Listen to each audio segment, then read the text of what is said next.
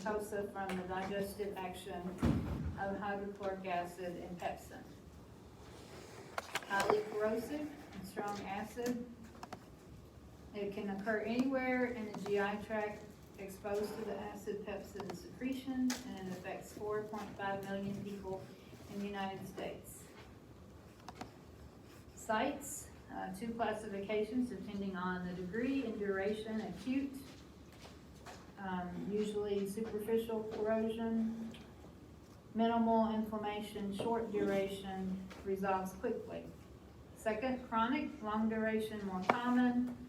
Both acute and chronic may penetrate the wall of the stomach. Two types are gastric ulcers and duodenal ulcers.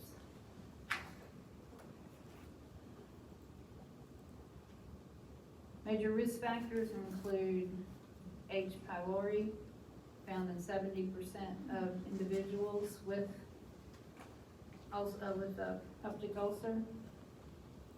They've usually picked it up in their childhood, in their family somewhere. Contributes to ulcer formation. Contaminated water supply. Aspirin, NSAID use. Corticosteroids. Lifestyle factors such as alcohol, coffee, smoking. Psychological stress, depression.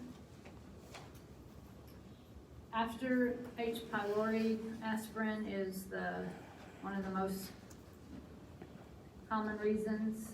And if you have H. pylori and you're taking aspirin and NSAIDs, you have an even higher risk factor of developing an ulcer. Lifestyles, the alcohol and the smoking stimulate more acid secretion. And depression, psychological stress, decrease the healing of the ulcers as well. The Zolinger Ellison syndrome is a rare syndrome of tumors either in the pancreas or the duodenum that release gastrin, which puts the acid level up even higher. Pathophysiology, you have a breakdown in the mucosa, you have acid that protective layer is removed, and acid is acting on the mucosa, destroys the cells. Histamine gets released because of the irritation, and histamine causes even more acid to be released, which further erodes the mucosa, and then you get destruction of blood vessels, you get bleeding and ulceration. It's all about the acid eating through the mucosa. Gastric ulcers occur in any portion of the stomach, most often in the atrium of the stomach. Less common than the duodenal ulcers, prevalent in women and older adults at peak incidence after the age of 50. Factors include, as we said, the pylori is the most common, followed by medications such as the NSAID, smoking, and bowel reflux. Mortality rate, although the gastric ulcers are the ones that there's less incidence of gastric, there's a higher mortality rate with the gastric. It's more likely to cause obstruction as well. The duodenal ulcers occur at any age, any time. 80% of all peptic ulcers are located in the duodenum. Family tendency, people with an O blood group have an increased risk. It's also associated with the higher secretion of acid, and the H. pylori is found in 90 to 95% of the cases. Other risk factors include COPD, cirrhosis of the liver, chronic pancreatitis, hyperparathyroidism, chronic kidney disease, smoking, alcohol use. All of these increase the acid secretion. Pathophysiology of an ulcer.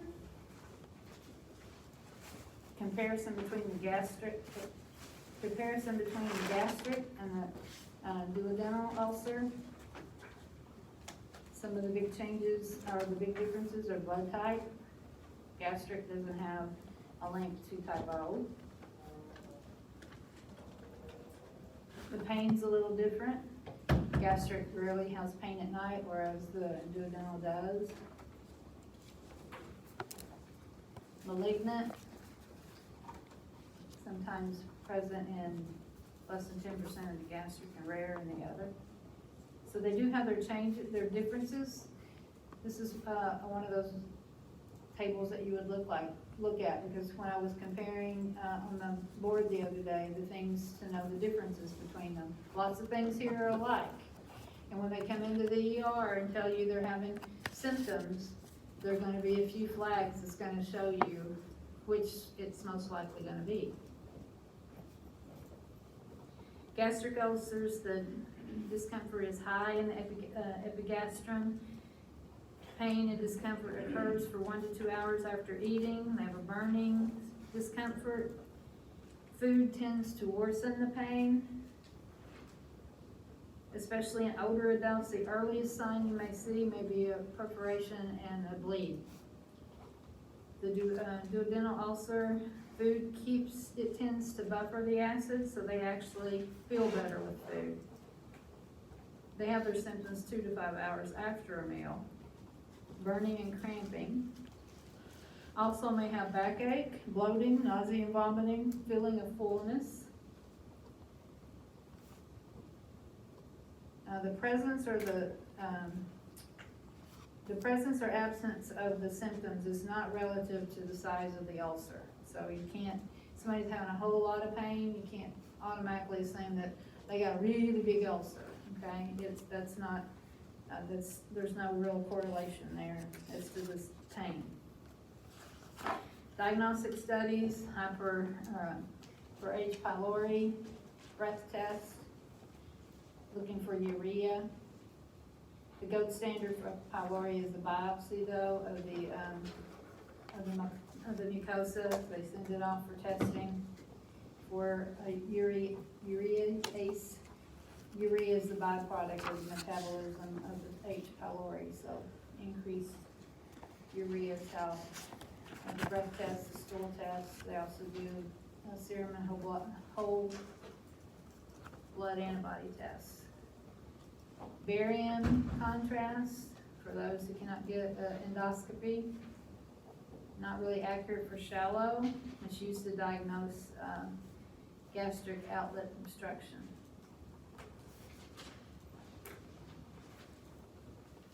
Other diagnostic studies is the esophagogastroduodenoscopy.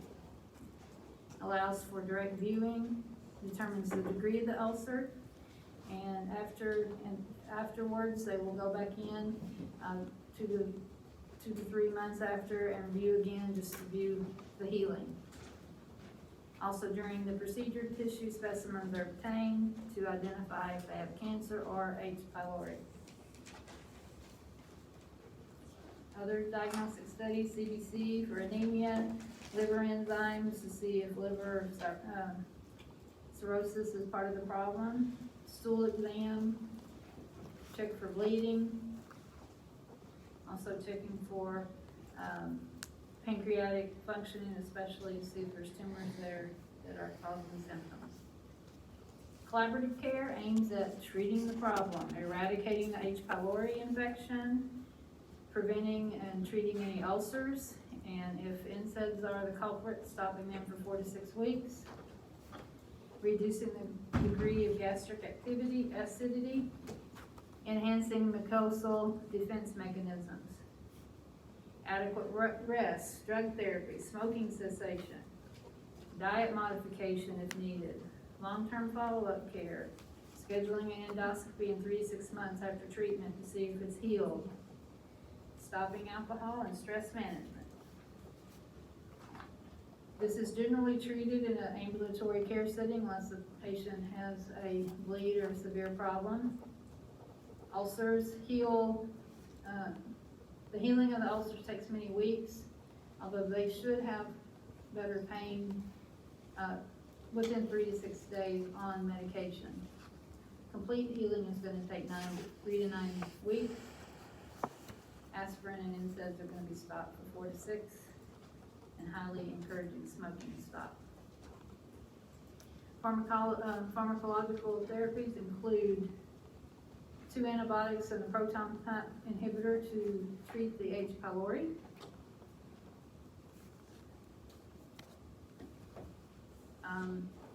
NSAIDs induced ulcers, you're going to discontinue them if possible. If not, you're going to add in proton pump inhibitors and histamine 2 receptor antagonists.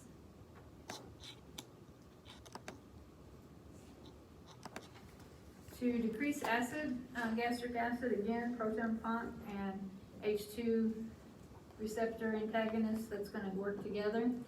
And then mucosal protectant, antacid, carafate to protect the mucosa.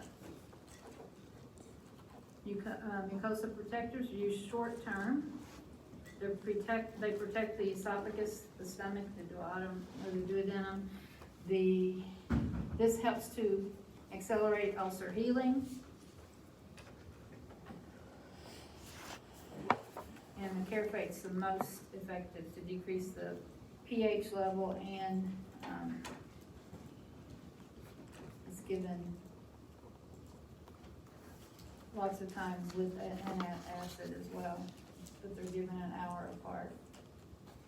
Antacids are an adjuvant therapy for pelvic ulcer disease. Increase gastric pH by neutralizing the hydrochloric acid.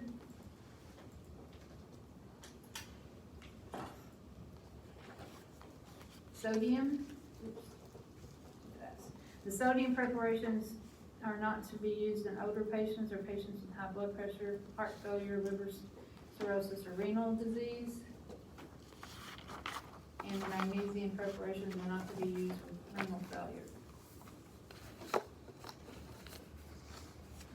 H2 blockers frequently used to block the action of the H2 receptors, decreasing the hydrochloric acid secretion, decreasing the conversion of pepsinogen to pepsin, thus increasing the ulcer healing. Therapeutic effects last for 12 hours, can be given oral or IV. Proton pump inhibitors block the adipase enzyme, more effective than the histamine 2 receptor blockers. Examples are the espremazole.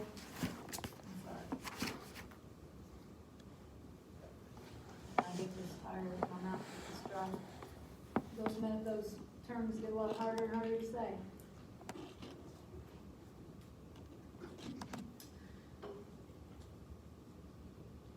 So metoprolol, okay.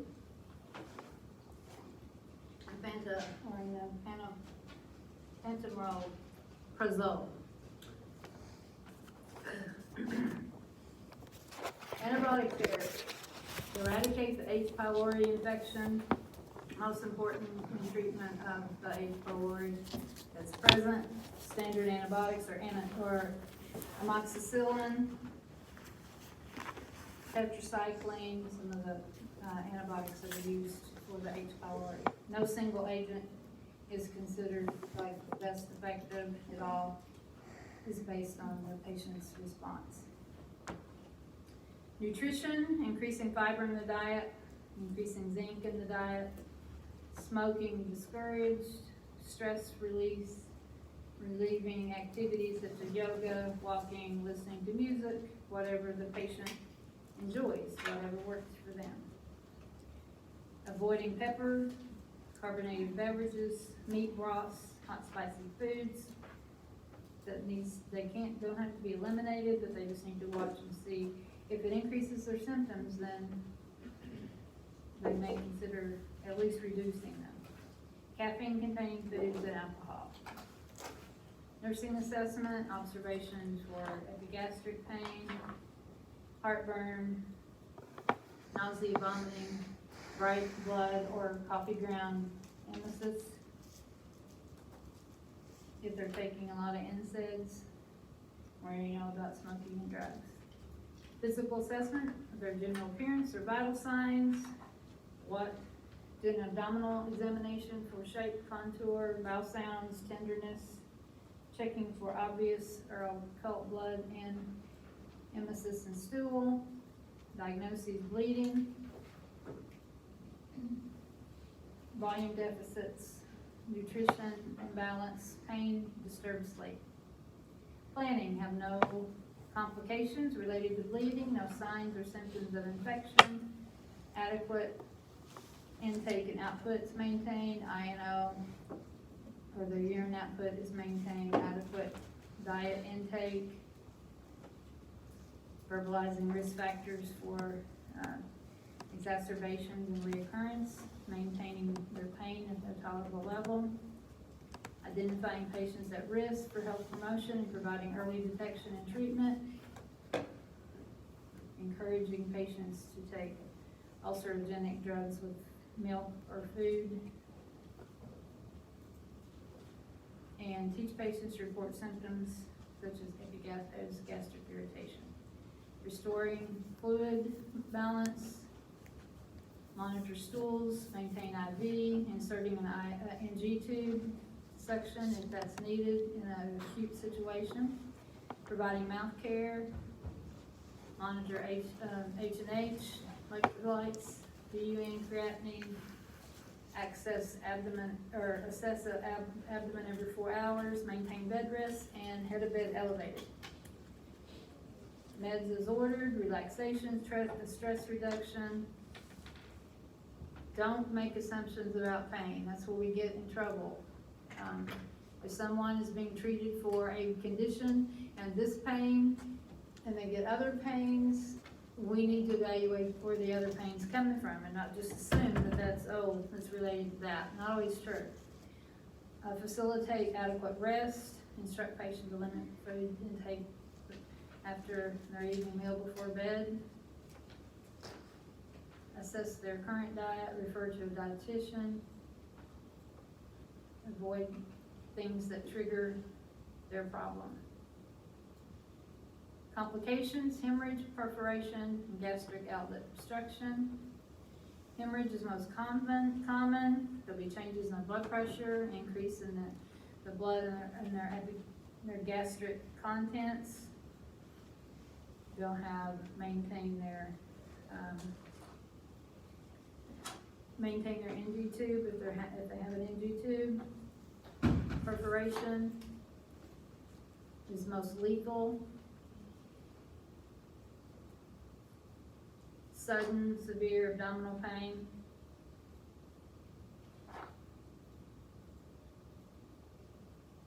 Shallow respirations, bowel sounds absent.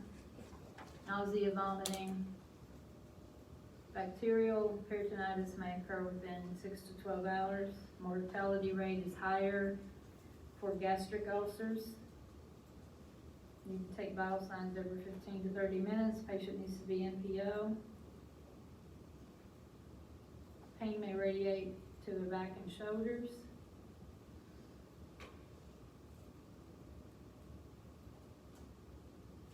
Perforation, fluid and electrolyte. Decompress the stomach. You're may have an open or laparoscopic repair. Gastric obstruction is due to the edema and inflammation in scar tissue. Patient's going to have pain, belching, vomiting, often projectile emesis that contains food particles ingested hours or days before. Constipation, visible swelling of their upper abdominal area.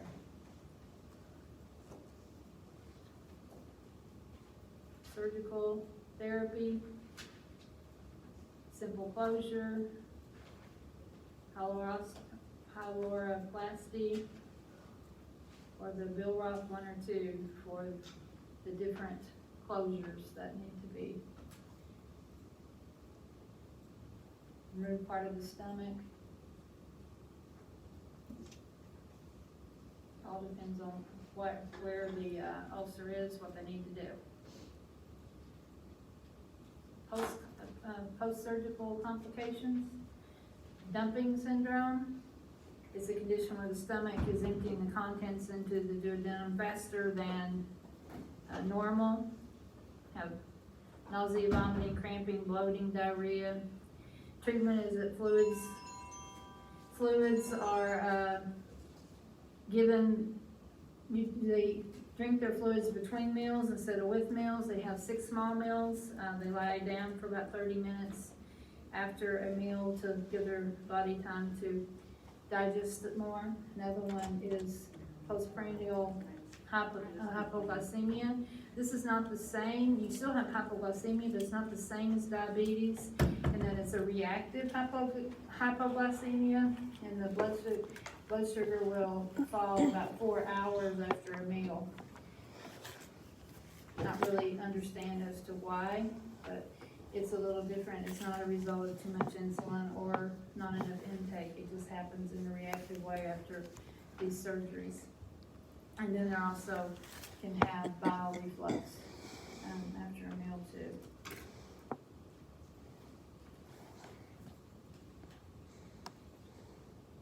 As I said, the first manifestations for an older adult may be frank bleeding or dropped hematocrit. They are patients over 60, increased use of NSAIDs. Treatment is still similar for an adult. No complications, no bleeding, no I&O problems, no pain, adequate sleep and rest.